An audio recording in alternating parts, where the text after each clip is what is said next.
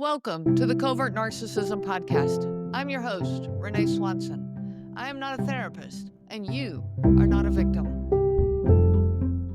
So, we've all heard the excuse many times, but they had a rough childhood. They just didn't know any better. They didn't learn any better. Actually, I feel sorry for them. We've all heard this a million times. And I'm going to tell you, empathy is a beautiful thing. I'm not telling you not to be compassionate about this. It is important to try to understand someone, to figure out where they're coming from. But at some point, we have to ask, how far does this excuse really go? I mean, in reality, if someone had a rough childhood and they shoplift, guess what? They still go to jail. If they grew up without good role models and they're speeding down the highway, the cop is still going to give them a ticket. Okay, the cop's not going to say, "Oh, you poor thing, carry on." I mean, just imagine this for a minute. The cop chases them down, lights blaring, pulls them over, comes up to the window, and says, "Sir, do you know how fast you were going?" Well, could you imagine the look on his face if the response he got was, "Well, officer, my dad yelled a lot, and I never really learned how to, regulate my emotions or to follow speed limits." Just imagine the look on the cop's face. And if he continues and says, "Well, my dad was a horrible road rager. In fact, I was terrified for my life. It really traumatized me." Well, this officer is not gonna, nod sympathetically at him and say, "Oh, totally understandable. Trauma's tough, man. You drive safe now," and let him off the hook. That's just not going to happen. If they're speeding, they're still going to get the speeding ticket. If they're shoplifting, they're still going to go to jail. Welcome back to the Covert Narcissism Podcast, where we call out the excuses, cut through the confusion, and remind you that trauma is not a free pass to treat people like garbage. Now, I want to start by saying compassion matters. It does. Okay. I value compassion. Our world needs compassion. I'm not saying don't have compassion, but compassion is not a get out of jail free card. You see, everyone's got a story. We all do. There's a lot of people that had awful childhoods, neglect, trauma, abuse. And there's a lot of people with awful childhoods that still grow into kind, self aware, and accountable adults. There's a lot of people that I work with that had tough childhoods, full of emotional neglect, narcissistic parenting, alcoholic family members. We're surrounded by a ton of this. But yet, these are people that stand here today with compassion and empathy and growth, vulnerability, self reflection, trust. A rough childhood might explain why someone struggles, but it does not explain why they don't do the work. That's the problem. The problem is not that they struggle, the problem is that they don't do the work. Look at the work you're doing. Look at the amount of time you spend learning and researching. You're listening to a podcast on covert narcissism. Okay? You're showing up for life. Did you have a rough childhood? I'm sure many of you did. But this is about doing the work, showing up and growing up emotionally. Just because they have a rough childhood, it does not justify how they treat others today. Now, here's a difference that I want to put on the table here. People who genuinely want to grow acknowledge their wounds. They say things like, "I know I can be defensive. I learned that in my childhood, but I am working on that." Or they might say, "I tend to withdraw when I feel unsafe. I don't want to do that to you." But a covert narcissist, no, they don't do this. They weaponize that same self-awareness. They might say, "You know my past. I know I can be defensive. You know what I've been through. How can you bring that up right now? You're so cruel." That's not growth. That's guilt tripping disguised as vulnerability. They can put on the show of being vulnerable. "Oh, but my childhood, it was so rough and all the things I went through." But then they throw it at you, they weaponize it at you and say, "How can you be so mean?" when you're trying to hold them accountable for their own growth. Someone who might struggle financially, they have to work harder at finances. Like if they aren't responsible financially, then they need to put effort in that category, that direction, and work on their, financial, being able to balance their checkbook and work on their finances. Someone else might struggle with their weight. Well, what do they work on? They work on their health. Okay. They might work on their diet or work on exercising. You find, people who are self reflective, you find what you need to work on and you work on it. Some of us struggle with people pleasing or over promising our time and energy. So we work on learning to set boundaries. Well, narcissistic people, they struggle with a lack of empathy. They struggle with speaking too harshly, being defensive, passing the blame, all of these things. But they don't work on it. A lot of covert narcissists use their past trauma and their past pain like a permission slip. They'll say, see, this is why I am the way I am. And the list of excuses is endless. My parents fought a lot. My mom never hugged me. My dad was too strict. My ex was toxic. I had a bad breakup in college. I was under a lot of stress. I didn't get enough sleep. And my coworker looked at me wrong. My neighbor's dog died. Mercury's in retrograde. I mean, seriously? There's always a reason.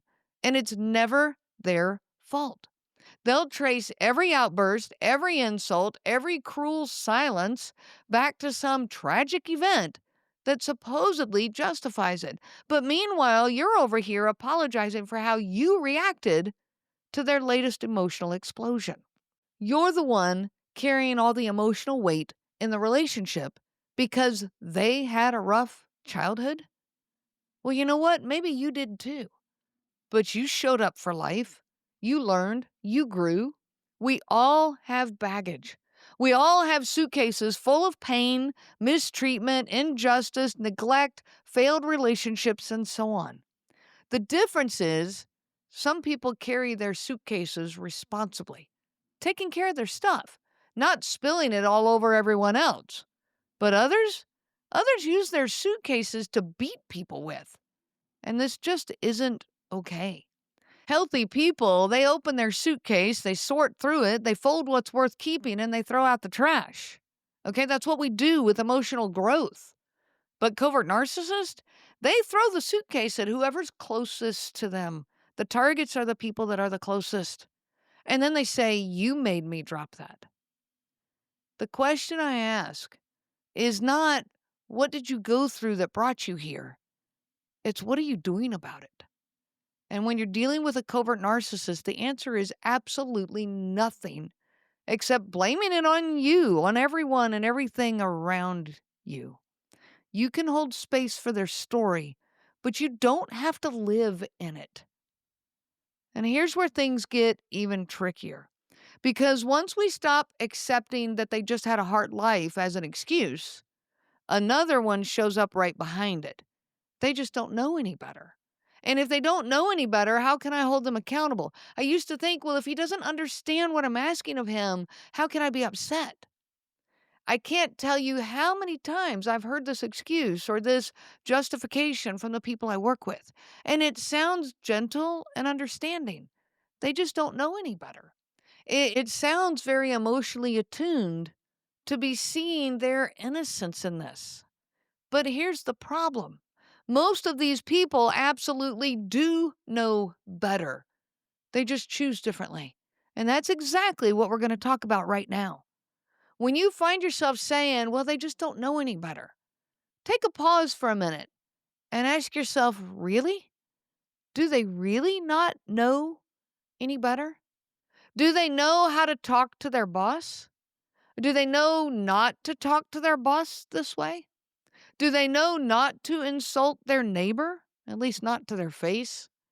Do they know how to turn on the charm for a pastor, a therapist, your family, their family, the neighbors?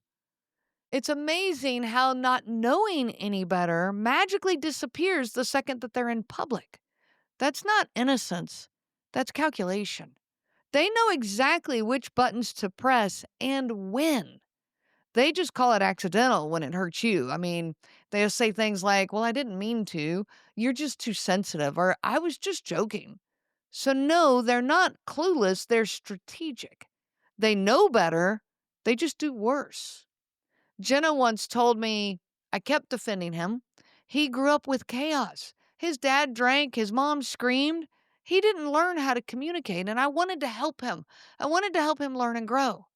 But then one night, they were at dinner with friends, and she watched him. She watched him joke with them. He listened to them. He stayed calm. He was charming for 2 hours straight. So when they got home, she mentioned that. She said, Hey, I was proud of you for being so relaxed and enjoying your time with them. He sneered at her and said, Well, I actually like them. That's when it hit her. His inability was not inability at all, it was selective. This is one of the most painful realizations that survivors face. Realizing that the empathy, the patience, and the self-control or the self-reflection that you are begging for, that it actually does exist, just not for you. It's not that they can't do better, it's that they won't. Because they don't see you as someone that they need to, what? To impress anymore? So you've become their safe dumping ground. When you start thinking that they don't know any better, watch how they behave in public. AI agents are everywhere, automating tasks and making decisions at machine speed. But agents make mistakes. Just one rogue agent can do big damage before you even notice. Rubrik Agent Cloud is the only platform that helps you monitor agents, set guardrails, and rewind mistakes, so you can unleash agents, not risk. Accelerate your AI transformation at Rubrik.com. That's RUBRIK.com. How do they treat others publicly? How do they treat you publicly? They know more than we think they do.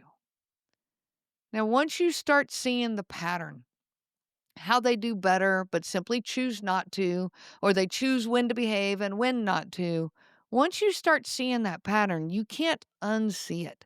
It's like realizing the magician's trick, and suddenly all those I didn't mean to moments, they look a lot less like accidents and a lot more like strategy. Once that curtain's pulled back, you can't unsee any of this anymore, and the next question becomes, okay, so what now? What's the standard now? What does accountability actually look like now? So let's take that idea, and I'm going to turn it all the way up. Because if bad childhoods were legitimate excuses, okay, if this really did justify adult behavior, I mean, what would our courtrooms look like? What would the justice system look like? Imagine a courtroom where their defense attorney is saying, Well, Your Honor, I know my client did rob that bank. Yeah, we're going to plead guilty to robbing the bank, but please understand, his mom once grounded him unfairly. He had a really rough childhood. Can you imagine a judge saying, Oh, well, in that case, this is dismissed. Clearly, this was just unresolved childhood trauma. No, if he robbed a bank, he's going to go to jail. That is how this works. That's called adult responsibility. And it is no different than the emotional excuses that you're dealing with in your relationship. It is no different than them saying, well, I know I just yelled at you, or I just threw a chair across the room, or I just blamed everything on you. But, I had a rough childhood. And you're going, all right, case dismissed. Yeah, I'm sure they didn't mean to. They'll do better next time. That's the absurdity that we're dealing with here. In these relationships, we swallow the guilt for their behavior. We think, well, if I can just love them enough, then maybe someday this will get better. Maybe they'll change.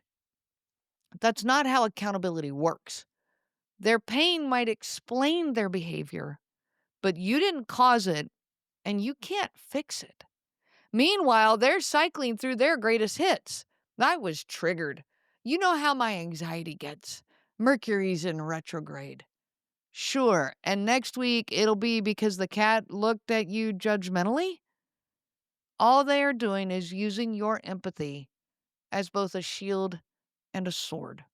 Accountability means taking ownership without excuses. It means saying, yes, my past was hard. Yes, I hurt you, and that's on me. And if you've never heard words like that from them, then you are not in a relationship that's healing.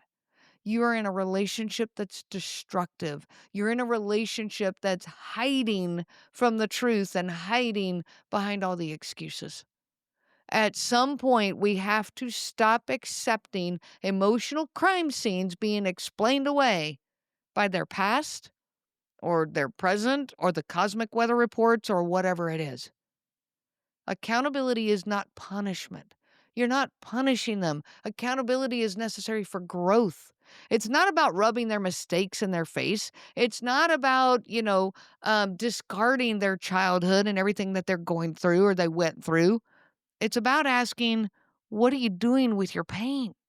Because everyone has pain. The difference is what you do with it. Some people use it as motivation to heal. Others use it as justification to harm. And when you point that out to a covert narcissist, instead of reflection, you get deflection. Instead of change,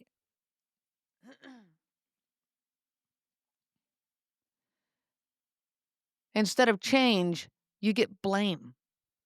So let's talk about what real growth would look like and what they could be doing if they actually wanted to heal. Having trauma is not the problem. Refusing to heal it is the problem. If they were truly unaware of the effect of this pain, the effect of their past, and they truly cared about you and all the words that you're saying to them, all the times you're trying to communicate with them, then they would be doing something about it. They would be in therapy. They would be journaling, apologizing, reading books, listening to podcasts, all the things that you're doing. Why? Because you care. They would be doing something. But when you bring it up, they flip it on you. You're so cold. You're so mean. You don't understand me. You don't know what it was like to grow up like I did. I'm the real victim here. It's like they've built a fortress of pain and expect you to live inside it with them forever. Meanwhile, millions of survivors of horrific childhoods are out there breaking that cycle. They're out there apologizing to their kids. They're out there learning emotional regulation. They're out there going to therapy instead of weaponizing their trauma. So pause for a moment and just ask yourself, are they showing effort or just excuses? Are they growing or just performing remorse long enough for you to calm down? Are they saying, I'm sorry, or I'm sorry you feel that way? One shows humility and the other shows manipulation. So yes, they had a rough childhood. They had a rough past. I get that. And I have compassion for that. But that does not make your suffering at their hands okay. It does not make it an excuse to treat people like emotional punching bags. It is okay to have compassion for them. And in fact, I encourage it. Our world needs compassion. But do not confuse compassion with obligation. You can care about someone's pain without sacrificing yourself to it. Compassion means understanding. It does not mean fixing or excusing. You can have empathy without surrender. You can see someone's pain and still say, you don't get to take that out on me. Compassion without boundaries is self-destruction. When your empathy has no guardrails, it becomes a weapon, just not in your hands. It actually gets turned against you. It's a weapon in their hands. What starts as kindness slowly erodes into exhaustion. You find yourself explaining away cruelty, absorbing blame, and calling it love. You begin to mistake tolerance for strength, endurance for connection. True compassion holds space for another person's pain and honors your own limits. It says, I see your suffering, but I won't let it consume me. Without that boundary, your empathy stops healing and actually starts harming the very person that it's meant to protect, which is you. When you finally draw that line, it doesn't make you heartless. It makes you healthy. Because the truth is, boundaries aren't walls. They're doors with locks.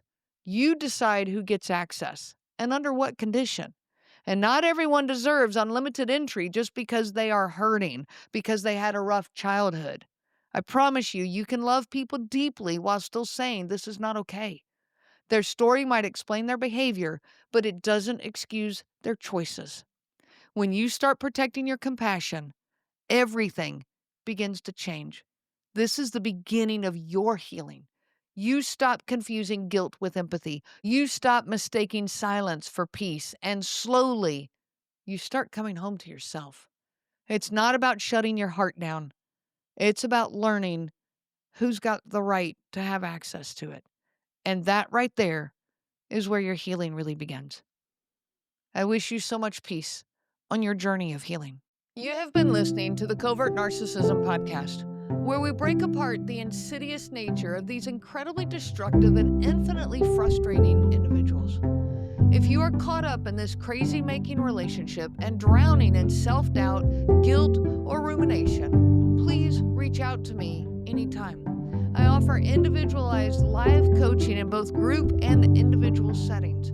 We can find the right program for you. You do not need to go through this alone. You can find all of that information on my website at covertnarcissism.com. You can also reach out to me by email at Renee, Renee, at covertnarcissism.com. I do look forward to hearing from each and every one of you. Remember, I am not a therapist, and you are not a victim.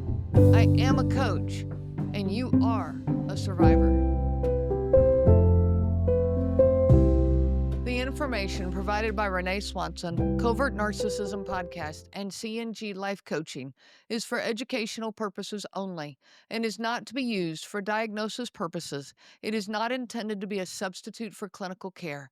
Please consult a healthcare provider for guidance specific to your case. This material discusses narcissism in general.